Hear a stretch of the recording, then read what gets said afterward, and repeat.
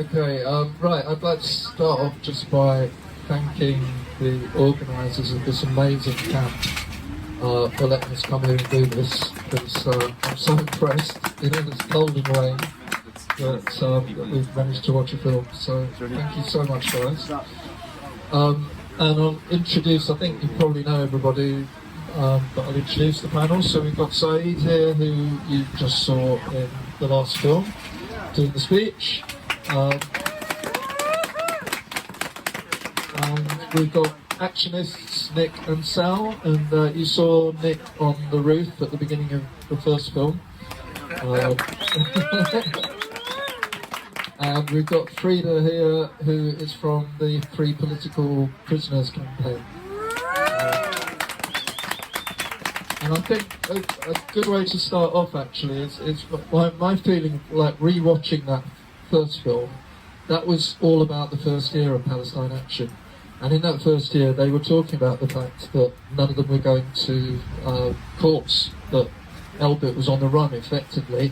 The state didn't know how to deal with them, and if they were put in front of juries and given the opportunity to defend themselves properly, the worry was from the state that they would be released and would be acquitted. And so there was this whole situation where Albert was simply not taking people to court. And over the years since then, of course, that has changed quite a lot. And I've just asked Nick, that original protest on top of the roof, I'll get him to just say a little bit about what's been happening in the courts since. Obviously it's, well, I'll let him speak. Thanks, Rikki. Yes, I did that action on the roof in February. It's actually almost exactly 4 years ago, to the day almost. There were 6 of us all together did it. We were obviously arrested. They held us in the cell for 3 nights. They were only supposed to hold you for 1 night, and then they took us to court afterwards. Luckily we were bailed, charged, and the court case was a year later, so that's 3 years ago. 2 days before the court case, we were notified the court case had been postponed. So you can imagine all the hassle getting ready for the court case, the stress, the pressure, raising money and everything. 2 days before it was postponed for another year. Oh, no. No, it wasn't. It was postponed for a month. Sorry, the first time it was postponed for another month. Again, 3 days before the court case, it was postponed for a year. In the end, it's been postponed 4 times now, and I did that action 4 years ago. So for 4 years, I've had that worry and that stress and that pressure sitting on my head. And I only wish they'd taken me to court then, because with the laws then, as they had been for 30, 40 years, we would have very likely been acquitted for the jury. But now, the government has completely changed all the laws. All our defences, our legally recognised defences, are literally now removed. The judge holds a hearing a week before the court case, and he has the CPS and our defence there. And at this hearing, he says, right, and I'm withdrawing all your legal defences. And that basically means that we go into court without legal defences. And that means that in effect, our defence barristers haven't got a legal defence to defend us upon. So I'm sure Frieda might explain this a bit better than I do. So basically, very often it means that halfway through the trial, we have to actually sack our barristers and self-represent. And now what's happening, the judges are forbidding us from saying anything about why we did the action. So you can imagine a woman's in court, she's murdered her husband, and she's not allowed to say why.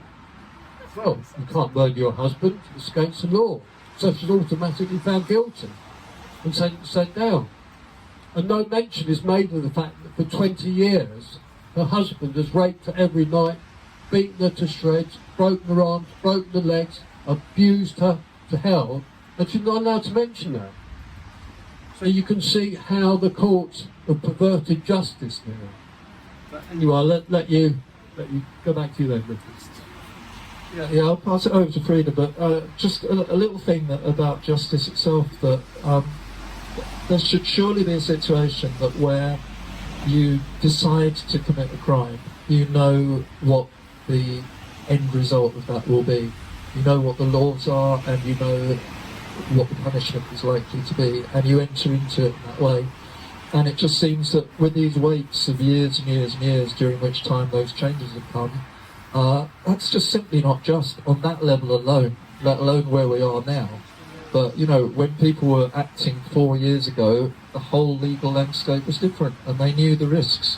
Now those risks have just become hugely more. They didn't know that at the time. That seems wrong to me. Perhaps Frieda can give us a little rundown of some of those changes, what she's seen happening in the courts. Yeah, thanks. I'll talk about a couple of things. It's like, you know, you can talk about this for hours.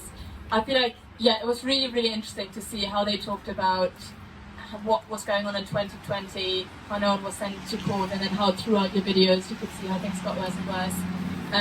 I think another thing that, I think it was mentioned in the second video, that they got like an expert witness to speak about the bombardment of Gaza. This is another thing that's happening like less and less nowadays in courts. So when you say, I want an expert witness to speak about the climate, you are told that's completely irrelevant to this case, because you have a belief about the climate, and that's fine, that's your belief. It's completely irrelevant what the objective truth is about climate change. It is completely irrelevant what the objective truth is about what's going on in Gaza right now. All that matters to this crime is you have a belief. So what has been happening, I think maybe starting from 2018, when we saw Extinction Rebellion for the first time doing roadblocks on a bigger scale than they had happened in quite a while. Within a year, in 2019, a report was published called Extremism Rebellion, which was published by a think tank called Policy Exchange. Only a little digging into that think tank showed that that think tank received funding from sources such as BP. I don't actually know about arms companies. I wouldn't be surprised if they also receive funding from defense companies. So that report, where I get a mention, recommended that harder measures need to be taken against activists who take direct action. Since then, Palestine Action came into existence in 2020, more of this has happened. So on the basis of this very report that was written by Policy Exchange, the Public Order Act was drafted, and other bills that have now been passed and that have created this environment in which protesters can be given extremely high prison sentences, where you can get arrested much faster by the police, where the threshold is just much lower for action to be taken against you as an activist. We have seen under the last Conservative government an independent advisor on against local extremism, I think, to be appointed, Lord Walney. We like him. I think some of you have heard of Lord Walney. Alleged sex pest. Alleged sex pest. Lord Walney recommended, I think it was only last year, that JSO and Palestine, Just Stop Oil and Palestine Action should both become banned organizations. And again, it was just a little bit of digging by an organization called Plan B that showed that this independent advisor that is appointed by the government is literally on the board of arms companies and fossil fuel companies. He's got direct links to arms companies and fossil fuel companies. You couldn't make it up. It's unbelievable when you hear it. I think some other things were mentioned in the video around Albert System meeting with the Attorney General and expressing their concerns about all the activism that's going on against them. You had Priti Patel at the time intervening, speaking to the CPS, asking them, what are you doing about Palestine Action? So there's just been this gradual escalation of repression of activism, basically, and it's affecting the Palestine movement, it's affecting the climate movement, it's affecting the Black Lives Matter movement, and it's going to affect whatever other movement comes next. Do I want to say anything else? I think that might be it. Yeah. That seems comprehensive enough? Yeah, that's really great. Really good rundown. And yeah, that's something that I noticed is how it's affecting all these different movements. And in a way, who was it? I think it was Saeed in his speech was talking about the fact that people are afraid, that the state is afraid, and the fact that they're clamping down on all these movements perhaps means that they're scared of these movements all gathering together and becoming one and fighting the state, which is what I hope is starting to happen. But yeah, over to Sal, who's got a few words to say about this as well. Yeah.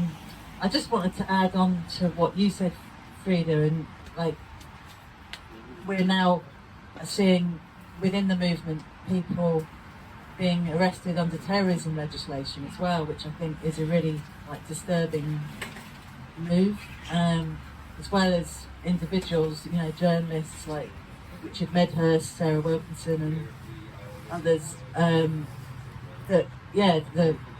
The now the Filton 18, who were the Filton 6 and then became Filton 10, and now there's 18 Palestine Actionists in prison, and they were all arrested under the terrorism section 12 and detained for over a week, interrogated, kept away from their families, not given any access to speak to their families, and reduced access to solicitors' means. But none of them have actually been charged under any terrorism offence, but they're being detained until their trial is until November this year. Normally, when you're on remand in prison, you have to have a trial within 6 months, but they're going to have been on remand for, I think, 15 months or something like that. So the laws are just changing. They're bending the laws all the time to just try and repress our movements even more, which I think is just a really sort of disturbing move, really. Yeah. I just want to add to that actually, that the current trial, which I think there's going to be a hearing in March at the Old Bailey, where a judge is going to decide whether they can link these charges to terrorism. And they're being very clever, so they're not actually charging them with any terrorist offences. They're charging them with things like aggravated burglary and criminal damage and so on, but with a terrorist link. And apparently what this can be used for is in the terrorist legislation, it can be used in the sentencing. Saeed, would you like to come in and, I don't know, maybe link, I'm interested in the links. Do you see links coming between different groups and how that kind of can start happening at all? Yeah. I mean, say something else if you like, but I'd like to lead into that if you can as well. Yes, I mean, I don't have a huge overview of other groups, okay, but definitely you see the links, particularly in something like Defend Our Juries, which is working with both climate protesters and Palestine protesters. But I think making this very valuable link between civil liberties in general for a broad range of movements, and even ordinary people who may not be part of the movement at all, and these sort of trials that are now on the front line of new legislation. So the only thing I think, if there's any positive to be gleaned from any of this, is that it's very clear to me that all of this is being done in a real state of panic. Okay, the state is not conducting a kind of rational, logical case against Palestine Action and JSO.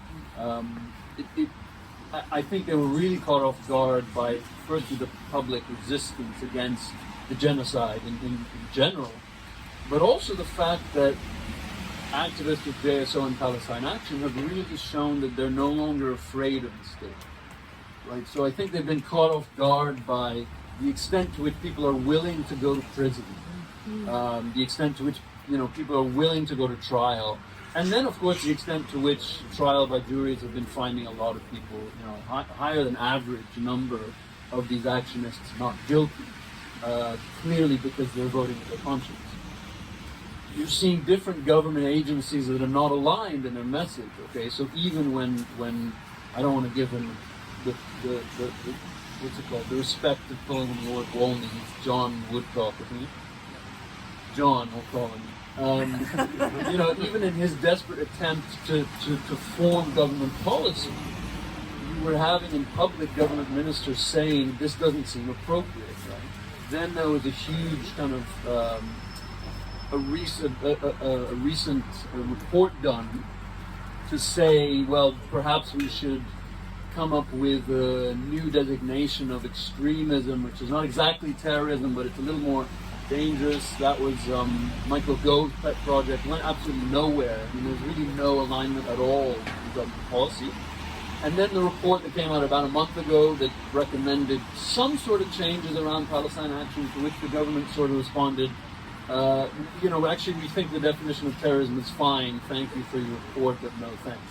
So there's I think there's an appetite with some real extremists, who I would consider extremists, people like John Woodcock and Michael Gove, to recategorize things like Palestine Action, but it's completely unaligned with the government in general.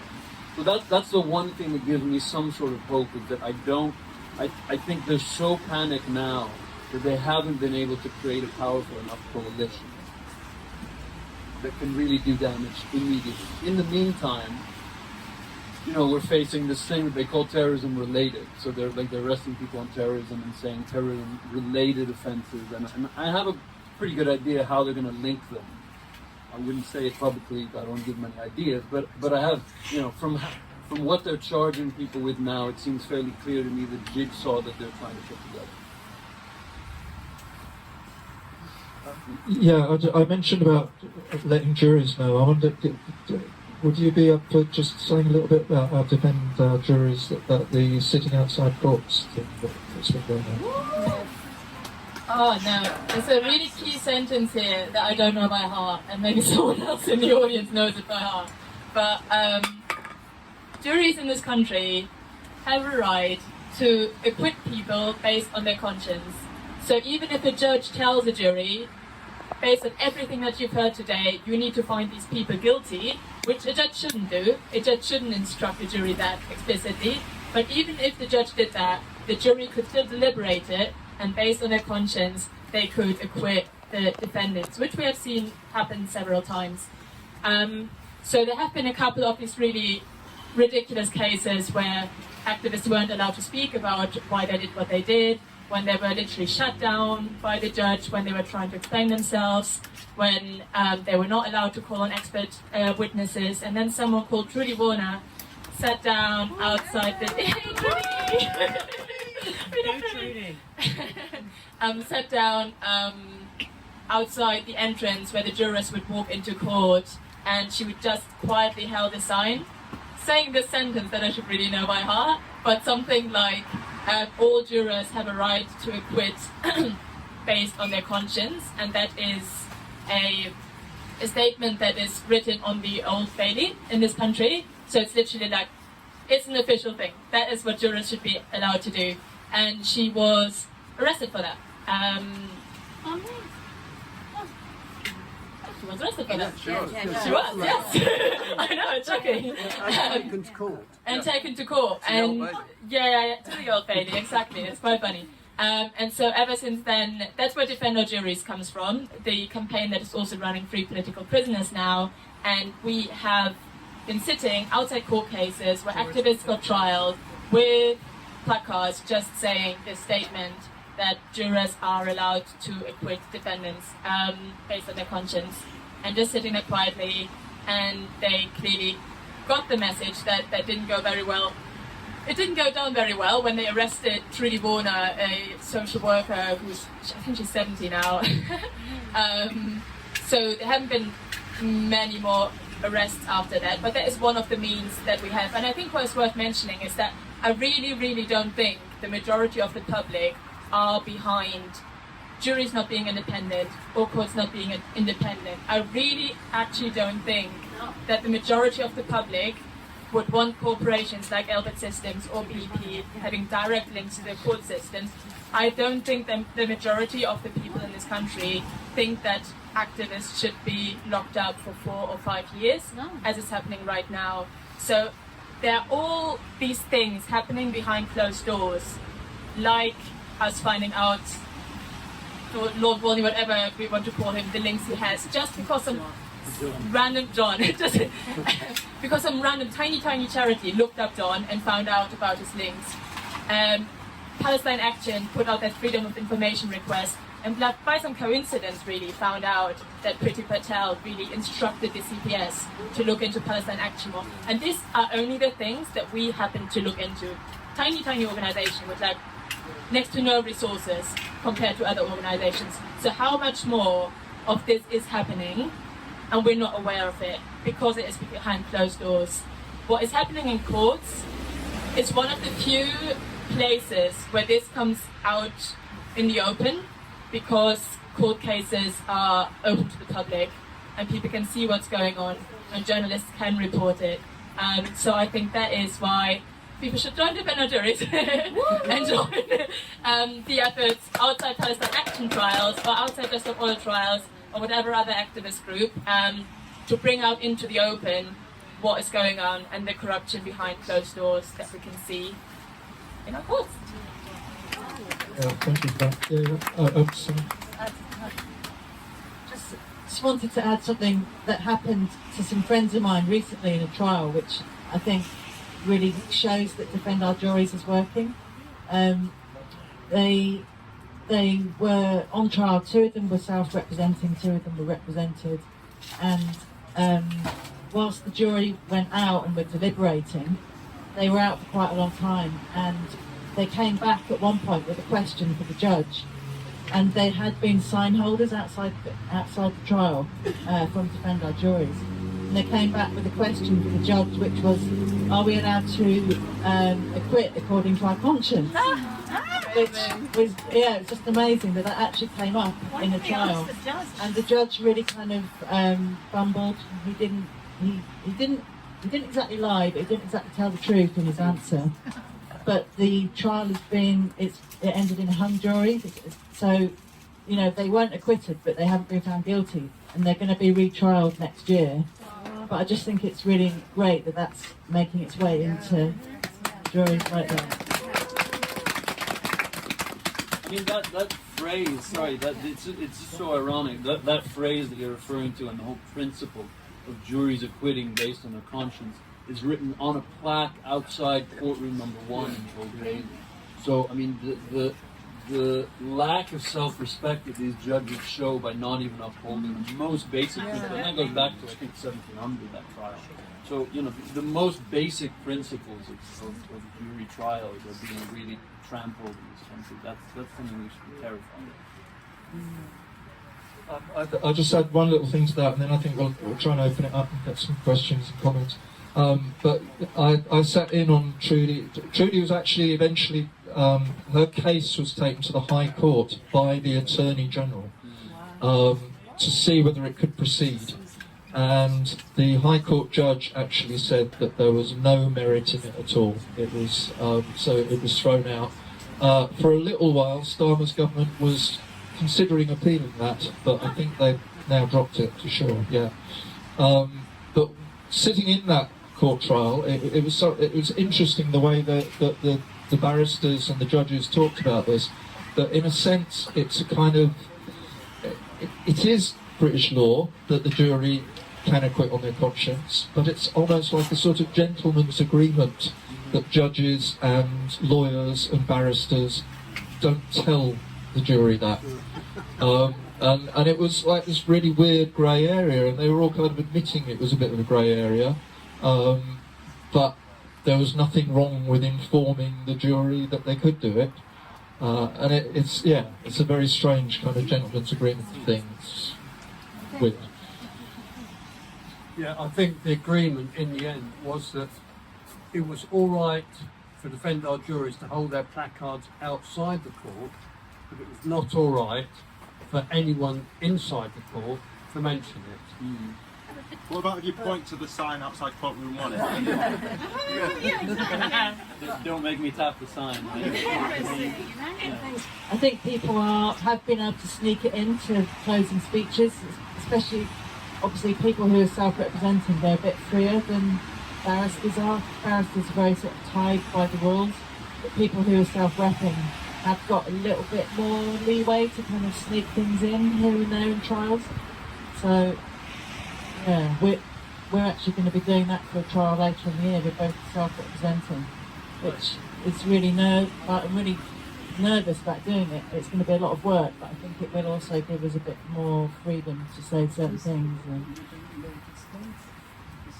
Okay, yeah, so let's have some questions and comments. If it's comments, can you try and keep them like no more than a couple of minutes? But yeah, It might be like a quick stupid question, but Is it not allowed, for example, to wear a T-shirt where it would be written? I don't know. I mean, it's a stupid question. but no, it's not. Okay.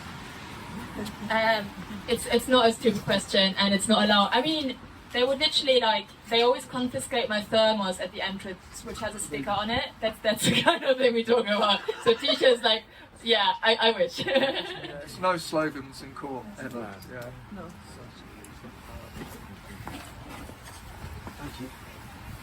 First of all, thank you for the films and thank you for your ongoing work on the front line, putting yourselves at risk. It's a real inspiration to all of us here. You touched on him a bit, but I want to talk about our beloved Prime Minister and what you think historically his role has been, and what you think his role is now in the prosecution of protesters or in enabling weapons manufacturers, things like that. What do you know about Keir Starmer? I'm not qualified to answer. Anybody? I could give. I must say this is my personal view. Starmer played a leading part in the downfall of Corbyn, for which he was paid a lot of money.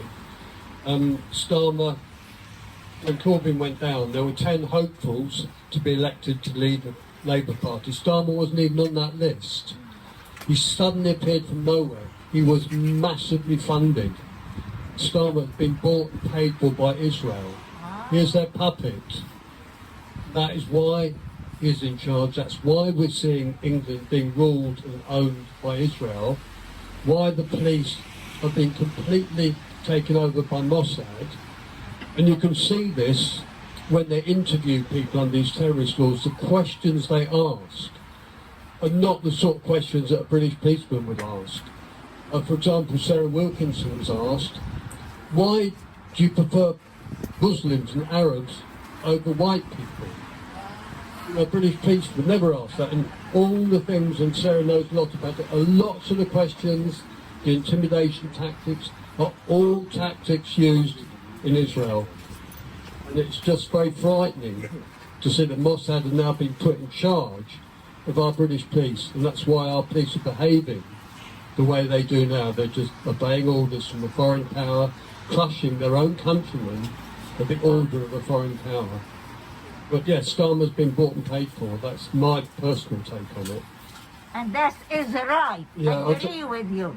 Yeah, I'll just add something about Starmer as well. I did a bit of coverage of Julian Assange and the Guardian, and you know that Julian Assange, after exposing the war crimes of America, he holed up in the Ecuadorian embassy, and the reason for that was because he had been alleged to have committed some sexual offences. I did an interview with a UN special rapporteur who was covering the whole case and who spoke fluid Swedish, because he was originally investigated in Sweden, and the rapporteur said that he'd looked through all the police statements and everything, and he said there was absolutely nothing there. There was no question that there was not a sexual allegation, and the Swedish authorities and its Ecuadorian embassy made an agreement under which the Swedish investigating people could come and actually interview Assange, and it was Keir Starmer that wrote a letter to Sweden and said, "Don't come."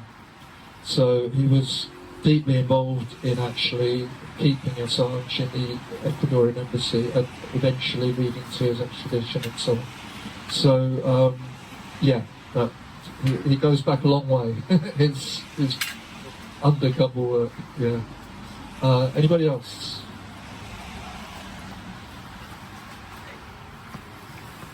I really wanted to say that I think, and I looked it up again on the way here, that the United Nations rapporteur on environmental protesters has had things to say about the British government. The United Nations Special Rapporteur on environmental protesters have had things to say about the British government and the way that people are being treated and how long their sentences is. I think there was an article a year ago, and then there was another one about a month ago. And one other thing, when we'll be talking about the statement, we haven't been talking about statements, but I know I've heard before that apparently people go and they have a statement with them about why they're doing it, but that does have to be read out in court. When they're arrested. When they're arrested. Yeah, because otherwise they're not being allowed to defend. I find that, well, I don't find unbelievable anymore. I don't know how you can have your defences taken away, but apparently if you've got the statement on you, at the time you're arrested, that does come out. Oh, because it's admissible as evidence. Yeah, that's interesting. And also, if you say things on the body worn video whilst you're being arrested, that can also be submitted more easily as evidence in a trial. I mean, I would just add that I just had a appalling retrial about a month ago. Like, you know, you have a trial and it goes wrong, and then we had retrial and it was even worse. My lawyers just said it's one of the worst trials I've ever seen. So not only did the judge not allow any mention of Elbit and what they do, and I was continually interrupted, and the judge said, "I don't see what this has to do with your case at all." But in telling my own background, so you know, your very standard opening testimony is, you know, who was from. And I explained I'm Palestinian, my father was born in exile in Syria as a refugee, and immediately the judge said, "Oh, I don't see what any of this has to do with the trial at all. This is not a political event." You know, and I sort of thought that, but I'm not saying anything political. I'm literally describing my family history. So that, you know, this repression of defenses has gone so extreme that even the hint you might say anything politically relevant in any way, you won't even be allowed to finish a sentence and to say. And what I was going to say is just, you know, explain my family history and why I've been involved in Palestinian activism for years. But all completely disallowed. So I probably spent about 5 minutes on the stand. You know, I had almost nothing to say. It was shocking, really shocking. I think something that's really frightening is, especially in Stafford, I know, they're getting what they call highly motivated judges now. Judges who are all motivated with government, and they are being assigned all the protester cases, which is very worrying. Sorry, what you? I thought that. Okay, so were you representing yourself? You didn't have a. So when the lawyer says, when the judge says you can't talk about that, I'm imagining that the defence lawyer should be standing up and going, "I object, Your Honour," and that you speak. But but the judge says overruled, and he doesn't allow the defence barrister to let you speak. Exactly. Yeah. So my solicitor said he's telling us his family history. This is entirely relevant, and the judge said, "No, I see footage of him covering. I mean, I didn't cover the building in red paint, but whatever. I see a building covered in red paint. Just talk about that. Why was the building covered in red paint?" So then my solicitor said, "Okay, what can you tell us about Elbit Systems?" I said, "Israel's largest weapons manufacturer. They produce around 85% of and immediately the judge interrupted and said, "I don't see what this has to do with the case at all." Unbelievable. So, I mean, it was really So shocking. what if you say Elbit kills people, so I want to finish Elbit? Well, I mean, you know, if you argue too much, you're then held in contempt, which is a whole other crime. But I was so frustrated. Actually, at some point, I thought that this may have been the prosecution's tactic, was just to interrupt me until I lost my temper and said something like, you know. But it was so bad that at some point I just considered saying to the court, I don't think I'm going to be involved in this anymore. Exactly. You know, to say like, it's clear where this is going. I'm not going to waste another day of my time here. You guys go ahead and figure it out yourselves. I'm going home. Exactly. Goodbye. Good point. What's the point? No, it was appalling. It was appalling. Might as well stay at home. Yeah. I wasted 2 days of my life just being interrupted They're by going it. to decide it anyway. Yeah. Thank you. So what's the point? Yeah. But there is no part of the trial where, like, let's say someone who committed an offense is able to explain how you grew up to have this kind of circumstance that attenuate the sentences. So this is kind of not a fair trial. No, it's not. It's not. No, it sounds all illegal, really. It's just like you go on a stand, but you're allowed to say nothing. Yeah. Yeah. How is that the law? English law? They're just bending it how they want it. Well, it's also that, you know, the judges have, this was, by the way, magistrate's trial, there was no jury, but the judge has so much discretion that they can simply decide, and really the only recourse you have is another, you know, when the trial is over, then you appeal again. That's the only recourse you have.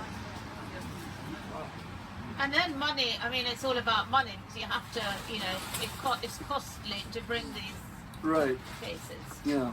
So if And you don't time, have money, you know, and time. Yeah. Sorry, we're going to have to shout. This is, unless you've got a second. It's all right, I've got some more batteries for that.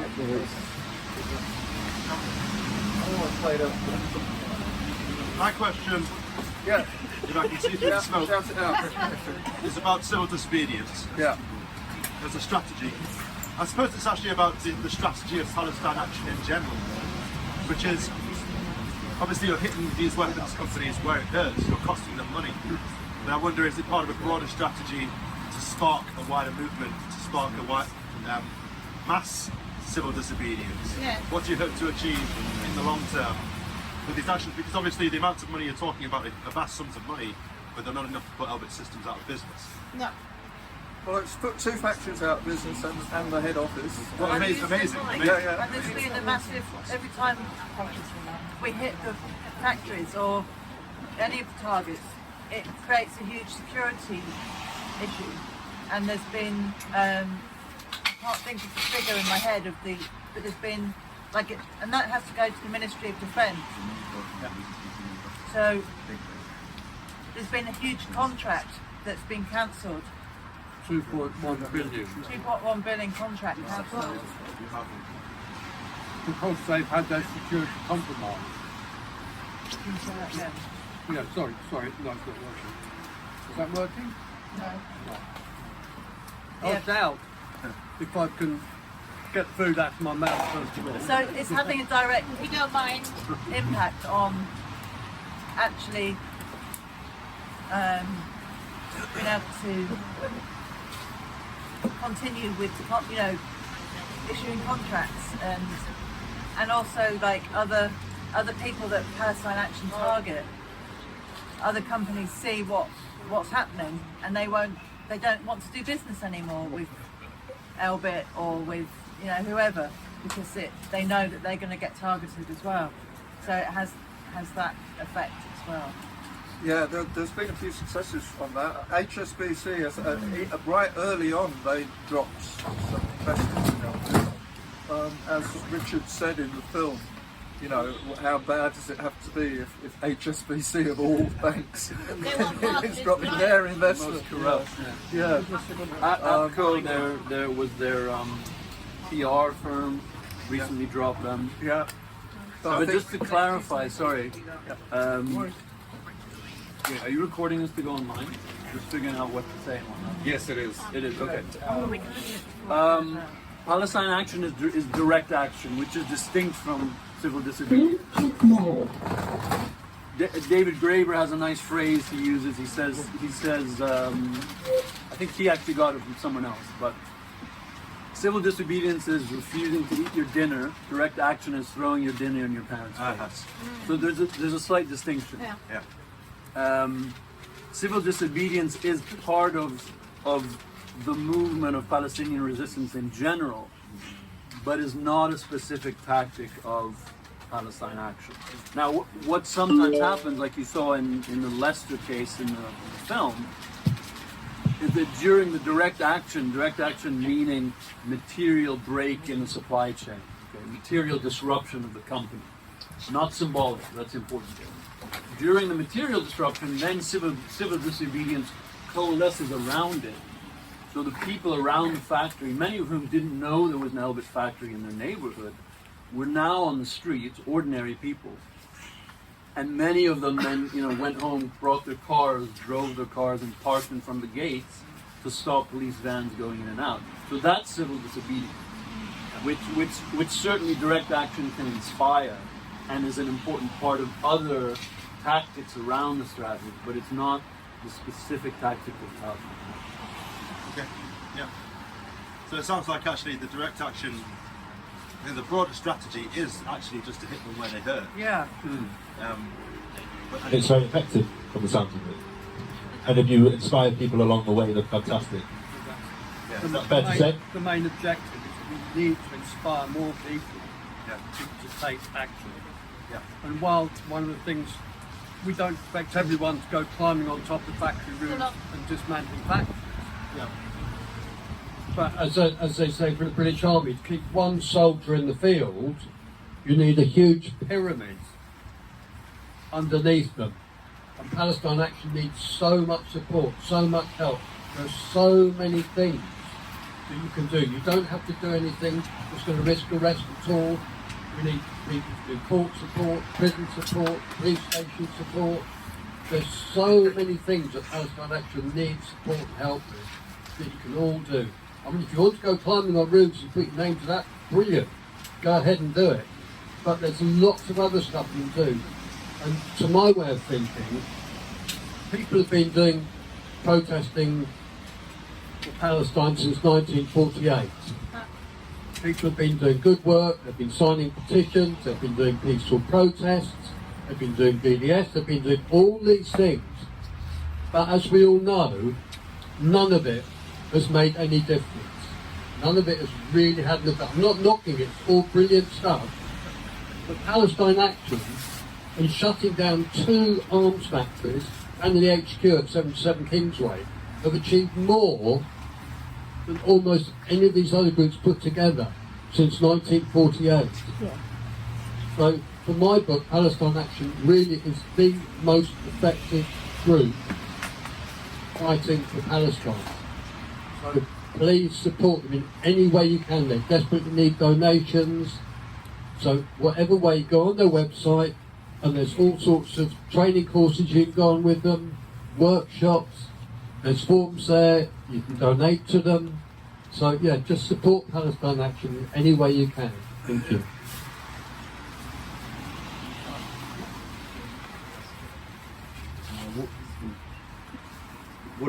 What do you think of the possibility of affecting people who work on the supply chain? So maybe working in factories or dock workers. I think there's been some Swedish unions have agreed to enforce the refuse to handle is really good. Do you reckon that's just to galvanise any of that, or is that not Yeah, realistic? it's a little bit dangerous. I don't want you to get fired. Thank you. I don't really know the answer to that. I mean, obviously it's a brilliant idea. If you could get people... Len's going to have a warm bottom. You're right there. We don't need a fire extinguisher for you. Yeah, there's one just there. Good. No, I think it would be brilliant if we could influence the workers in the factories to come out. I think it would be absolutely amazing. But I don't think it's a very easy thing to achieve. In Palestine Action, I've got frustrated sometimes with they won't do this or they won't do that. But to maintain what they're doing, they have to be very focused, shutting down the factories. Yeah. They cannot afford to get involved in any sort of side issues, politically trying to, affect. I mean, obviously they want to, and that's a really good impact to have. But I just think it's very difficult to achieve that, and their skills really lie in slightly different directions. Just to clarify, I mean, there were, in the early days of Palestine Action, there were attempts made to reach out to the factory workers. But they were abandoned fairly quickly because there was absolutely no success. And one of the reasons is, this is not ordinary. This is not the ordinary working class labor that we're talking about in the factories. They're highly skilled jobs, and a job at Elbit Factories itself requires actually a very high level of security clearance because you're working with MOD contracts. And what that means is typically the workers are fairly aligned with even the ideology of Zionism. But at least if they're agnostic about the ideology, they're already people who will be able to pass, even a higher level of security than you might require for jobs at certain civil service jobs, for civil home office, even MOD jobs. And in November of last year, there was a video put out by Elbit discussing their work with, basically facilitating a genocide. And the CEO of the company, Ghazali Mafis, is saying, we worked very closely with the IDF. The Minister of Defense, Benny Gantz, at the time, sent me a note to say thank you for all of our work. And then they do interviews with various employees, and the employees are saying, we're incredibly proud of what we're offering. We're incredibly proud of our work in defending the IDF. And one of them points at his uniform and says, I was in the IDF, now this is my uniform. So we have to, I don't think we can consider the workers at Elbit Factories to be the working class that we are in solidarity with, as a socialist movement, for example. But I do think there's an opportunity, like you were mentioning, the dock workers in Italy who refuse to load ships with Israeli weapons. I do think there's a much bigger opportunity in this country for galvanizing those unions in the transport sector. The difficulty we have, of course, is they've been largely decimated by years of neoliberalism and criminalizing union work. But for me, those are, in my opinion, those logistical links and IT, the IT infrastructure that goes into the supply chain, for me, are the most vulnerable points in the supply chain where I would focus my efforts. Apart from Elbit, and I agree exactly with what you're saying there, there are so many companies that are complicit. There's JCB, there's Allianz, the huge insurance company Insure Elbit, there's all the employment agencies who supply staff. There's so many different suppliers that Elbit depend on, that there are lots of possibilities, I'm sure, there, to influence the workers. Yeah. I mean, we're attacking and protesting Allianz quite a lot at the moment. And we've heard from inside, there are quite a few people inside who really support what we're doing and don't want Allianz to invest money and support and insure Elbit. So all we can hope is the more we protest, the more noise and trouble we cause, the more effect we're going to have, the stronger we're going to make that internal resistance, and then we're attacking them on two fronts then. But yeah, it's definitely a good direction to go in where you can go with it. Just imagine the Allianz employee turning up to work and finding out that their windows are smashed or there's red paint all across the front, and it keeps happening. They'll start talking to other people in their workplace. These are ordinary British citizens. They're not these kind of elite jobs. So I think there's much more hope in that area. And also, in terms of workers' unions, I just want to mention, it just reminded me about the Fire Brigade Union, who instructed their members, like at Leicester, for instance, the police asked the Fire Brigade to help them get up on the roof to talk to the protesters and to help get them down, and the FBU refused, and they've done that in several places, and they said it's not our job to take down protesters. And that was very much a kind of union solidarity move that they did. So, okay. We were on the roof. We were on the roof in one factory, and the police were down below, and the fire brigade came, and they stopped, and within 2 seconds they just turned around and drove away again. Oh, yeah. Yeah, so that kind of union I think we can appeal to. Yeah, absolutely. Yeah.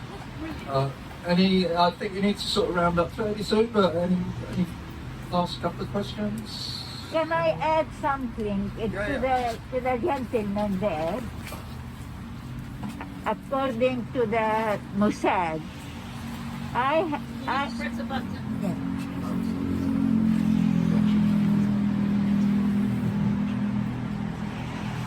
I have been threatened by Islington Council threatening me, Mossad is active in this area where I live. Threatening me. I said, why you are telling me about threatening me by Mossad? I haven't done anything wrong. They said, yes, we know you haven't done anything wrong, but we would like to tell you that Mossad is active in this area where I live, the area where I live. So I agree with you. This is 2005. 2005. I've been threatened by Islington Council about Mossad. So I agree with you. It's your opinion, but this is what I know about it since 2005. About Mossad. Thank you. Okay, so if there's no more questions, I'd quite like to just have a little hand round and see what people think about where we might be in a year or two's time. I don't know if we can try and make that positive. Or, yeah, so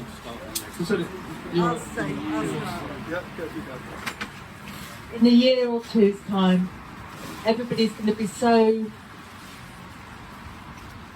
pissed off that there's going to be more and more people taking action and disobeying and rising up.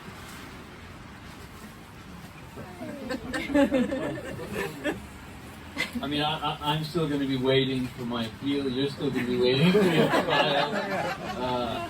No, look, a year or two, I don't know. But I have to say, I'm absolutely certain that in 5 years, okay, within 5 years, the scale of this genocide, this stage of genocide, will be recognized. Okay? And I genuinely believe, you know, there's a title of a new book now by a Palestinian.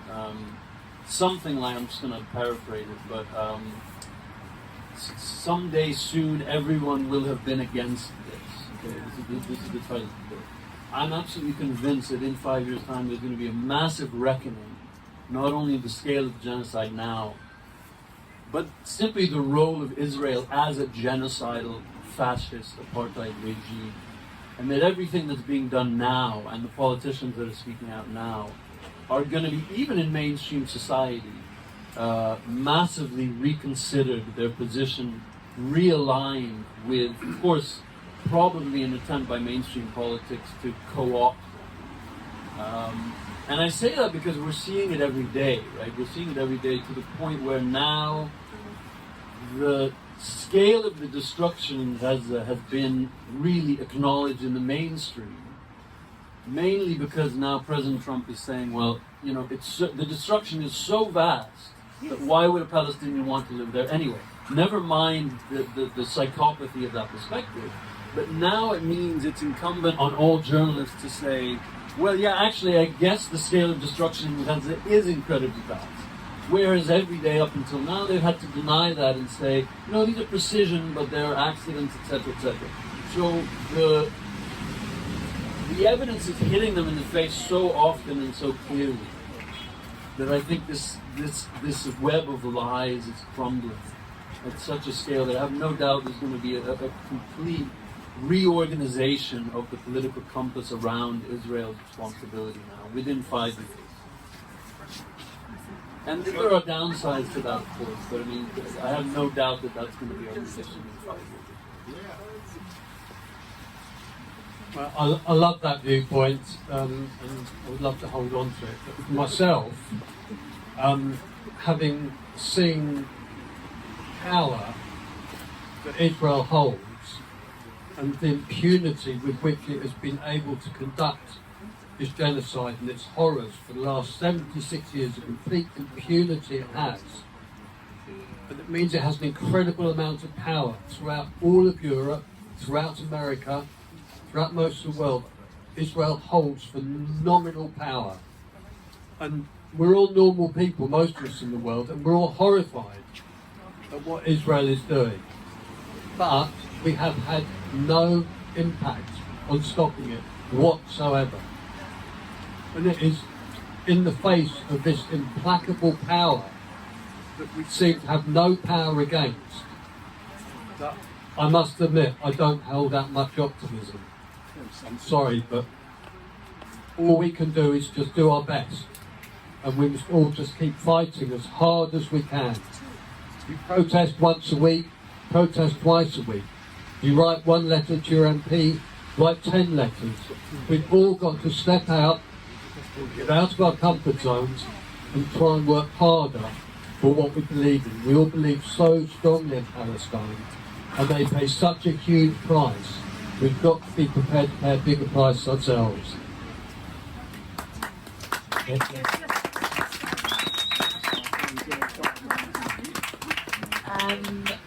Yeah, I guess I'll quickly bring us back to quotes. Inspiring. I think there will be even higher prison sentences coming up in the next 2 years, and I think they will look even more just ridiculous and high, and they will raise more eyebrows, and I think the courts will continue to be completely overcrowded and under extreme pressure as they are right now. Right now, if you get charged with something, your trial happens 2 or 3 years later down the line. I think it was last year that a couple of lawyers put out a statement saying that they don't want to be involved in the prosecution of peaceful activists. And I think it will be interesting to see if more of that happens, if the pressure on the court system continues to rise the way it does right now, which means that we mustn't stop. We need to keep going. Definitely. I mean, I share a lot of Nick's pessimism, but I do think that in the UK we are particularly bad, and weirdly that might be of help in the future, because there's already people like UN rapporteurs getting very, very interested in what's happening in our justice system. And there's a limit to what they can do, but they can be very publicly vocal, and that can start to sort of change things. So I think in a way the state of Britain and the state of repression here is going to kind of come to a head somehow. And I think the most optimistic thing for me is looking at the way that people are connecting, so that we've got, like here today, Frieda comes from a background of climate that's talking about political prisoners, that the Palestine prisoners are facing the same problems. And I covered a little protest, it was on the day of the PSC march a couple of weeks ago, the famous one that got banned by the police. Earlier in the day there was the launch of a new grassroots movement which is actually worldwide, called The Surge.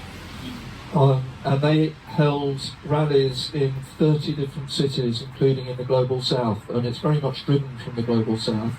And they're connecting climate, repression, occupation, arms trade, inequality, and they're trying to bring lots of groups together on all of these things because it's basically the same 1% that's causing the problem. And I just feel like that is beginning to happen, and it is quite small. There were 200 or 300 people there, but I did an interview with a guy from Kashmir who really just crystallised it for me, and I just want to share that briefly. He talked about Kashmir. So in Kashmir there are drones supplied by Orbit. It's a country under occupation. It's mainly a kind of rural community, and it's being very quickly developed by sort of Western extractivist powers. So they're building flyovers and universities and stuff like this, but the people don't want that because they're being moved off their farms to do this.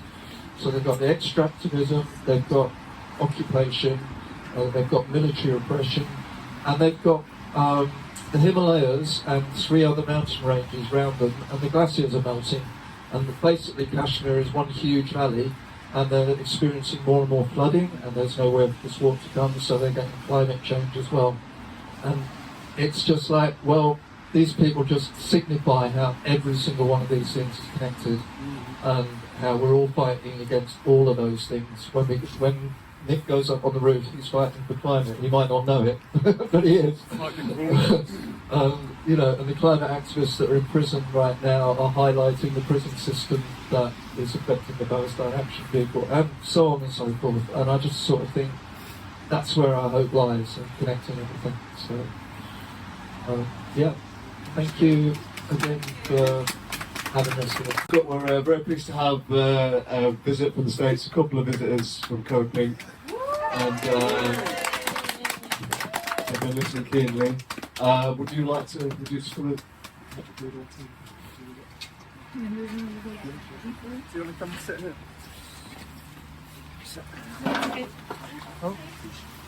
Hi. Hi. I mean, really, I'd love to hear from you. Like, where am I? And how long have you been here? And what's happening? I'm visiting. So, could I start by knowing where I am and who I'm with? Yeah. I just want to say I'm super impressed. We have a camp out outside the Israeli embassy in Washington, D.C. But it's not as warm and welcoming as this one. It's actually quite oppressive and violent and mean, but we've been there a long time, and then they kicked us out. So I want to hear about how you've been able to create this. When did it start? How are you keeping it going? This is a much bigger crowd than we usually get at the embassy. So does it go up and down in the day? Just where am I? What are you doing? Well, we've been here since the 1st of September, so we're going towards 6 months now. We were first, the second time. We were first there in April of last year. But that was only for a week, and then we came back. So yeah, so we're here 24 hours a day, 7 days a week. 24 hours. Yeah. And you have a big community that supports you and makes sure everybody's fed and relieved. And yeah, so it's highly organised, you know. We've got, crack team, cooks. Yeah, got a rota.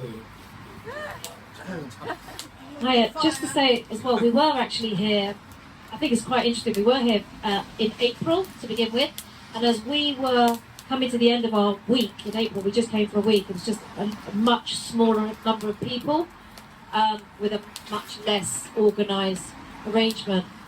The Colombia encampment started, so that was quite interesting, but then after packing away, we realised after a few months it was really necessary to come back and to keep calling the US Embassy to account, and not just calling them to account, but exposing the fact that we know that this is their genocide.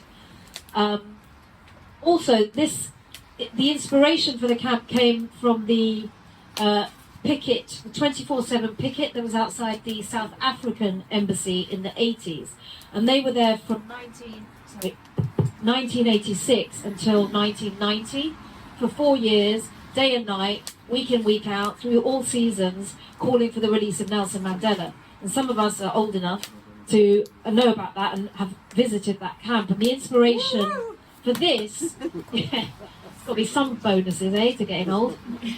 The inspiration for this was very much wanting to make that same commitment. You know, we will be here all weathers, all seasons, every day, day in, day out. And as you've seen already, we have our two banners. One of I sort of see us as sort of guardians of the banners that are doing the most work.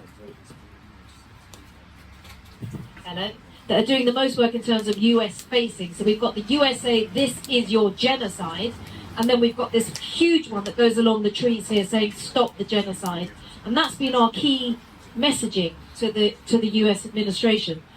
But on top of that, what we've managed to build since the 1st of September, but also from April onwards, was a really committed community of people who really were essentially total strangers.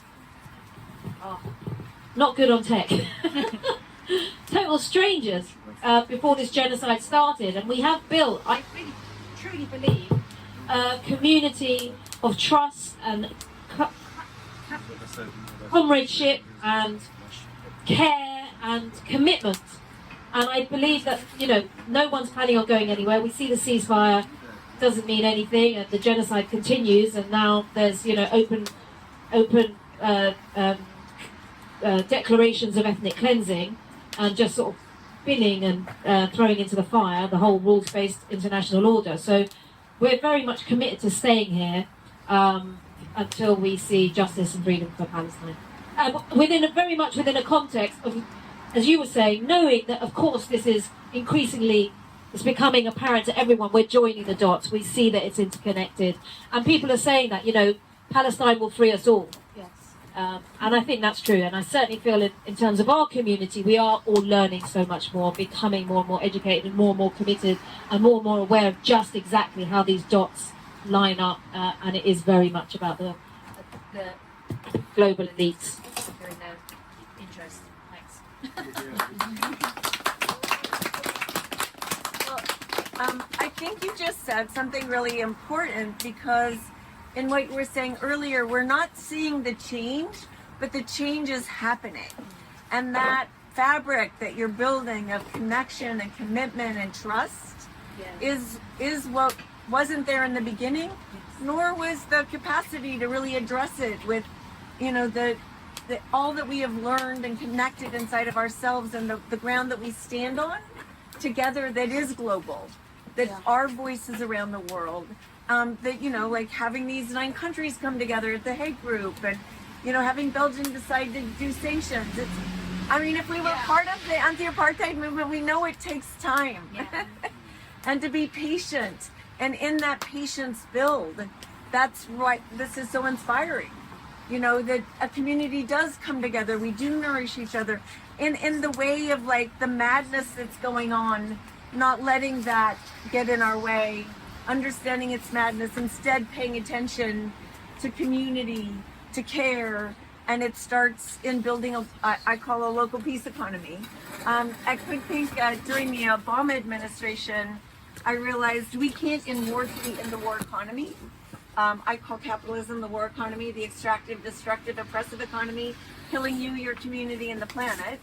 And that the answer to that, because it's created what is going to end up in a tsunami of events that are violent and horrific and take innocent people with it, is to build an arc, like in all floods, and that's a local peace economy. And it all starts locally. It starts with connective tissue. It starts with understanding how do we care for each other, because the war economy has taken that away from us. A culture that we live inside of, the people find sustenance in, is toxic. And it's us, you know, creating something else that people can join, that can find home in and connection in, that reminds them what life is. I mean, if this can happen, it's like, how many people forgot what life is? Yes. To value it. You know, this is dehumanization, comes from those that are already dehumanized. Yes. And that's the system, that's the culture. So just by having this space, you are nourishing and weaving back the culture necessary. And I know it takes patience. We want it to happen tomorrow, and yes, we wanted it to have happened 75 years ago. But October 7th woke everyone up to the urgency of all the work that we are doing now. The stupidity of, the things that come out of Donald Trump's mouth are waking up more people. Look at the voices that are coming out of the Middle East that have been silent. So, how extreme does it have to get for more to come to the fore and more to come to this is outrageous, I can't bear this any longer, I need to find life sanity. So being that stability is so important. What you're doing is so valuable. That's why I wanted to hear the story of where it was rooted in and what you put up with. And I mean, the fact that you have a fire. I can tell you we were freaking freezing cold in DC. You're not allowed to have one? Oh no. No. It's a lot colder in America. It's a lot, colder. I could, yes. Some days. I think in Dallas it's 81 today, so. But That's yeah. why nobody here knows the Fahrenheit. Oh. You're gonna have to calculate, sorry. It's a lot hotter than this. I don't know what that means. 29, 30-ish. Yeah, that's hot. Yeah, it's hot. So, What does Code Pink think about Palestine Action? what does Code Pink think about Palestine? Well, let me just, Palestine for Action. those of you who don't know, Code Pink started in 2002. Bush was going to declare war on an innocent country that had nothing to do with 9/11. And so a few of us sat outside of the White House every day like this. Commitment to every day, no war. And he was frightening the American people with color-coded alerts, orange, red, and yellow. The lie every day of distortion. Be afraid, so you can support me in a war. So we called Code Pink for Peace. So you know where the name came from. So we've been disrupting in the halls of Congress since then, shining a light on the stupidity of people that have power, shining a light on their violence. These 22 years we have watched that level of violence and stupidity increase. Medea is in the halls of Congress every day, nonstop. We disrupt hearings where the lies are told, exposing the lies, and it's like shining a light on this thing that is driving evil, violence, death around the world in more ways than just in Palestine. Bravo, Medea. Yes. So we went to Iraq while we were doing that sit-in outside the White House. We decided no one's listening to us.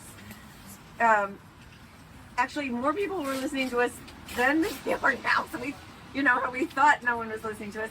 So we went to Iraq. We flew to Amman, and we drove across the desert, and we got to the border of Iraq, and we kind of knocked on the door and said we'd like to come in. And they said. So they're looking through our electronics and taking our passports. And one of the guys said, Benjamin, is that Jewish? And Medea said yes, and he disappeared. And we looked at each other and I'm like, oh my God, we're what just happened? He comes back with a book and he says, what does this say? And it's in Hebrew. And Medea said, how do I explain secular Judaism? But she finally says, I don't speak Hebrew.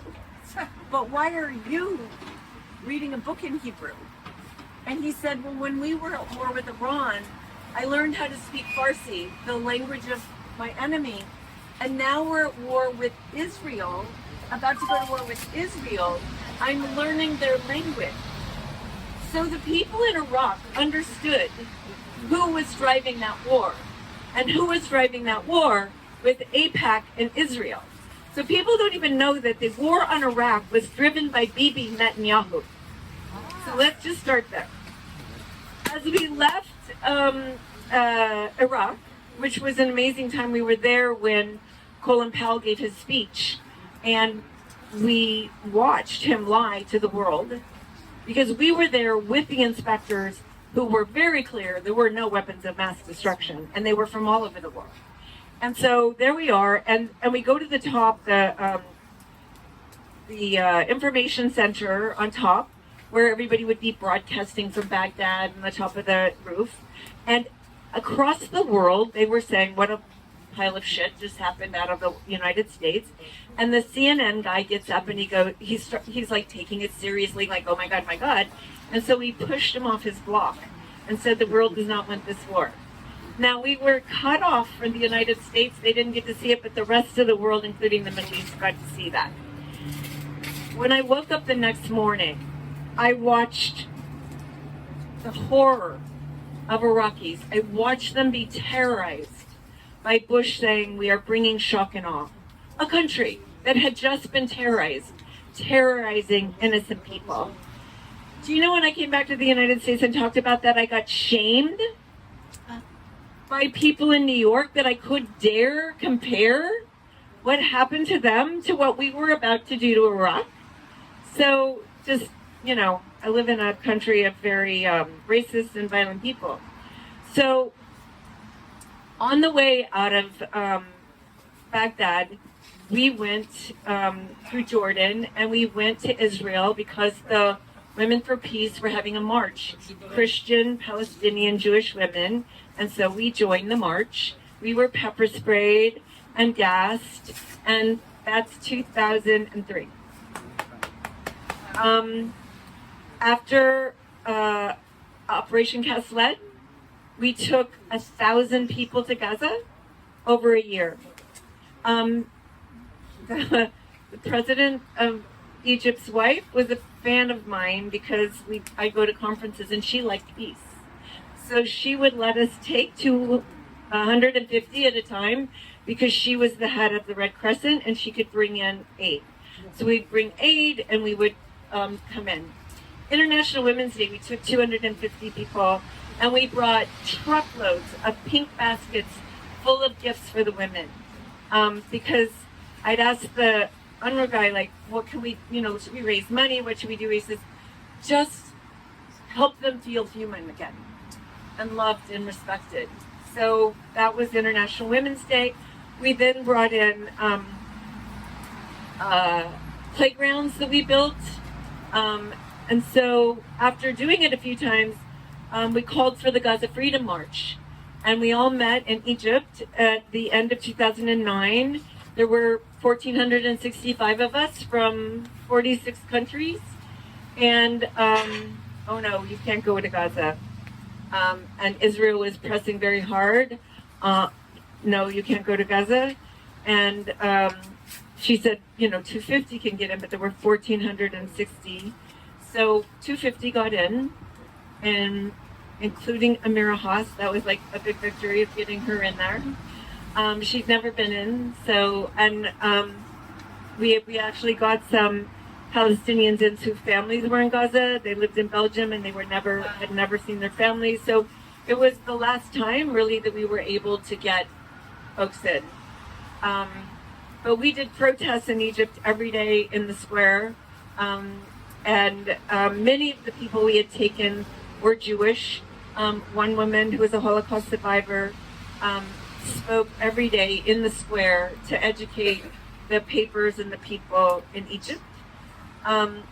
So during that year, we decided to do a protest in Israel on the other side of the border because we were always going through the Rafah border. And we took Patch Adams, he's a clown in the United States. And we took Patch and we got all the clowns that were in Israel and we clowned on the border for a week of how ridiculous it was, all the things they wouldn't let into Gaza. And really trying to melt the soldiers that were protecting guarding the border, which, by the way, Patch is a genius, and he was able to get them to cry by the end of the week. So it was like what it is to humanize with humor, which is one of the things we do at Good Pink. We know you can't change anything, what you resist persists. So we say we have to be disarming. The color pink helps. It's very disarming. But we use music, humor, theater.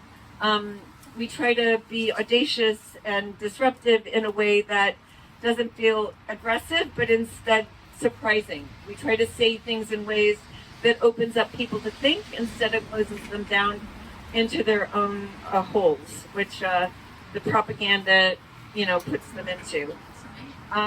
So on that trip, when we were in Israel, we went and I went to Ahava, that was producing a product in the occupied territories, and we started our first BDS campaign against Ahava. And over 2 years, we were able to pull away the investors and lower the value of the company to like 10% of what it had been worth when we started, and they sold it. The investor that we went after gave everything that, not just the money she'd made, but everything she'd invested. She took it and gave all that money to Palestinian human rights groups. That was our first BDS success, and then we had SodaStream, also brought the value of that down to 10%. It sold, moved out in occupied territories. So those were our two really active BDS campaigns where we had successes. We still have a Rematch campaign. We're part of the Elbit campaign. Two that we have right now in the United States is one against Netflix, because they pulled the Palestinian stories. If you haven't signed our petition, please go on Could Pink Netflix, sign the petition. But we just also sent another, our second level of that campaign out today, which is a letter to Angelina Jolie to ask her to push her producers of Maria, because she's already gotten punished for being vocal in support of the Palestinian people by not getting a Best Actress nomination. So we're asking her, and then next we'll ask Mo. But they need to bring the Palestinian stories back. And I just want to say why. I mean, here we are telling stories around a campfire. So, since we could talk, we told stories around a campfire. That's who we are as humans. And part of the war economy is Netflix owning the commons of storytelling, and then being able to deny us the story of the people of Palestine. So that is horrible. We can't let that happen. And always, as an activist, what a campaign is mostly for is to teach. Sometimes we think it's about getting to the goal of whatever. It's to teach. If we think what the BDS movement has been, it was to prepare us for this moment. It was to build the movement that could start from this moment. So this, each of these campaigns, they're not just for you to sign, but they're for you to teach your friends that are storytellers or in the arts, or that this is the burning of books. This is the denial of your empathy, of your connection to humanity. It's so serious. It's not frivolous. It's very serious. The other campaign we have is there's a store chain called Trader Joe's, and they're selling products made in Israel. No products made in Palestine. And the products they sell from Israel in California all exist in California. So that's another campaign that we're really engaged in, because it's also local. We can go into the store every week. We can march. We can sing songs. We can bug people. We can educate people. And we can make, by being in the store with our kefiyas, make new friends, tell people what they can be doing. And then I talked earlier about the war economy and the peace economy. And one of the things we know is we have to be building the peace economy, because we need the war economy to go away, but we can't have it go away if we don't have something to replace it. So by cultivating a peace economy and taking ourselves out of the war economy addictions, which we all breathe the water, we all swim in the water of the war economy culture. And it inflicts on us many bad addictions that take us out of relationship. So on peaceeconomy.org, we have a list of the 23 addictions and the pivot to peace. So how you can just pivot to practicing peace instead of being in the clutches of the war economy culture, and then work together locally to be cultivating some kind of peace economy practice that is not just against something, not just against the war economy, but also cultivating the future that we all need, because we need to pull the rug out from under it. But we can't pull the rug out from under it and have nothing be there, because it's all of us. We, you know, and also never ever give the people in power any power. Don't beg them for anything. Don't ask them for anything. They are crazy. They are on crack cocaine. Power and money are crack cocaine. They cannot hear you. Who you are talking to are your friends, are your community, who are building their strength, because it's always the people. It is the people that force power to do the thing they have to do. We have to make them so freaking uncomfortable that the money and power aren't enough to assuage the discomfort we are giving them. So you are building power by being here, by welcoming people, by being the place folks can find when they need to be in community, when they're out there and it's feeling crazy and people are saying horrible things, that they can come here and go, I'm not crazy, I'm safe, and I'm with my peeps and they're beautiful. So anyway, thank you for inviting me. Lovely to be with you.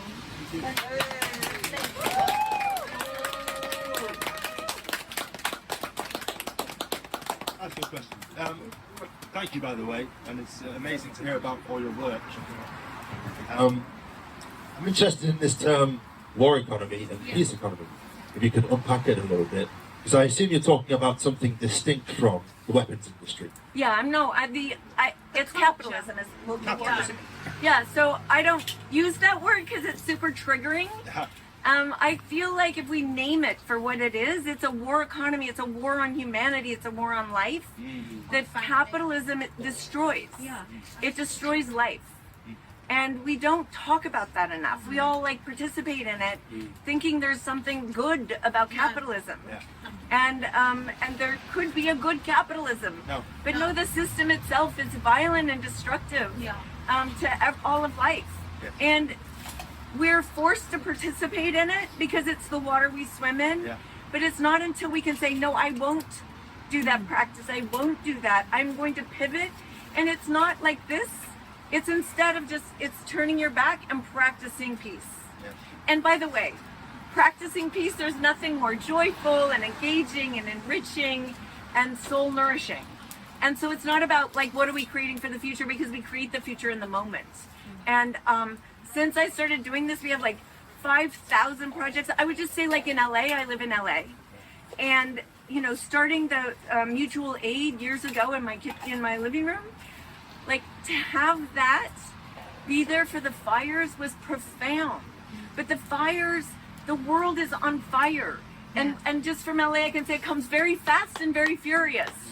So we need to be preparing. We need to be creating this fabric of connection and care for whatever's coming, because it's coming. And when we look at Palestine and we look at the insanity, the utter insanity, that's who has power in the world. And, you know, the U.S. is an evil, stupid empire, and you're from Britain, so you know what that looks like. And now we have vassal states that they bully into behavior. And, you know, so our jobs in living in the belly of the beast is, you know, to be able to have that space where we stand strong against it, give the rest of the world, look, the rest of the world can see. We don't need to show them. They can see. They see better than, when you live inside of an empire, you're made a little bit dumb, you know, like, but people in the world, they can see very clearly. But they also need to know that there are people inside the empire that can see also, and that are not in agreement. And it's just basically, instead of this, it's just like, I'm not in agreement. I'm just not in agreement. You spoke, sorry, about 20 points or something, 23. 20, So, an example. Would you like this, by the way? Yes, I don't know. for the Okay, sorry, I wasn't working, and then it was working, and then it wasn't. It's a nightmare. So it's 23 addictions forced on you by the war economy to survive. And they're I call it pivots to practicing peace. So you don't have to worry about the addiction, you just have to recognize it when you're in it, and then you just pivot to practicing peace. I don't think I have anything with me to show you. Sorry. But I'm going to tell you some examples. So one of them is being transactional instead of relational. This is one of the hardest. I can tell you the code thinkers have the hardest time with this one. We have become so transactional. And to break that is just in the moment, what is it to be relational? And you'll find like what's below that, like efficiency, the difference between quality and, you're into quantity instead of quality. Or scarcity instead of abundance. Yeah. Scarcity is how they use us. When in my neighborhood, they're like, "Oh, we're going to end homelessness." I said, "You have to end the war economy first because it thrives on homelessness. Yeah. It can only exist if there are homeless because it's what's going to keep you scared and believing in scarcity. So whenever you find yourself in scarcity, and that doesn't mean it's like because even when you go into scarcity, it misses the fact that you can reach out and find. Yes. So if you can pivot to I live in a world of abundance, what is my need and how do I go looking to fill it? Yes. It's a whole different way of being physically and emotionally and in your mind and in your heart, and it changes the world. I can tell you a lot of people that practice this are like, "Oh my God, I had no idea I lived in a field of generosity." Yeah. Because when you pivot to that, you recognize the world you live in is generous. Yeah. I mean, the peace economy is why we're alive, but we think it's the war economy, but that's a lie. Yeah. We're alive because of the people that care for us. We're alive for the people. Think of, a parent that took care of you for no transaction. Yeah. We know what that is. Yeah. We also know what the peace economy is. It's every indigenous culture lives a peace economy, but it's been shamed out of indigenous cultures. Yeah. They've been shamed out of the thing that connected them to life. And you see what happens when you're shamed out of your connection to life. And so we kind of don't recognize it because it's been happening so long, but inside of us, it's there. As soon as you start to pivot, it's very easy to practice, and they start falling away. And the more they fall away, the more you recognize reality in a very clear way. Because the addictions, like all addictions, keep you in a fog of what you're living inside of, and you will be able to be more articulate, you will be able to be clearer, and in working together in a local peace economy practice in some form, you even become better activists. I would say all the local peace economy projects in the US, the first thing they said is like, our activism has excelled. Because you'll decide better, you'll be related to each other in a better way, you'll be, the body itself will have matured. And that trust, we forgot how important trust is. And building trust, and the patience it takes, and the being together it takes. And, alienation is another thing that it uses. It's like, instead of the alienation, the connection. And all the things that are the war economy, it tries to make you alienated from yourself, from your community. Look at the commons. I mean, I don't know if you have that problem as bad as we do in the United States, but the commons have been fully privatized in the United States. I mean... The what? The commons. The things... Parks. Commons. Oh, the commons like the parks. Everything that we used to share as a community where we would find each other. Yeah. Replace it with services that pay someone money. This riverbank used to be all public. Yeah. And it's all privatized. Yeah, see? Is it? And that's where you would find each other, and that's where joy would happen, and dancing and singing, and the culture's been taken away. Like, I just came from China, and every park I walk into, everywhere I go, someone's singing and dancing and sharing and laughing, and it's just, that's what cultures do. Yes. Yeah. But everybody's super busy, super depressed. Oh, yeah. Super. The other thing is, resistance is not believing anything power says. It's like believing what you're working on. What did the person next to you say? What are you working on? What are you building? There's where your mind and your body go. Don't let them infect you with their insanity. That is your resistance. When you find yourself spending time on it, what good is that time? What good is that time? They own you. Think about that. Think about when it starts to distress you. They're owning you. Take your time back and build peace. Cultivate peace. Get on the phone and start calling people to join you here. Whatever that looks like. It's the pivot. It's the pivot away from the insanity. Because they so have us.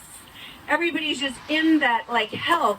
Trump knows it. He was like, what the fuck?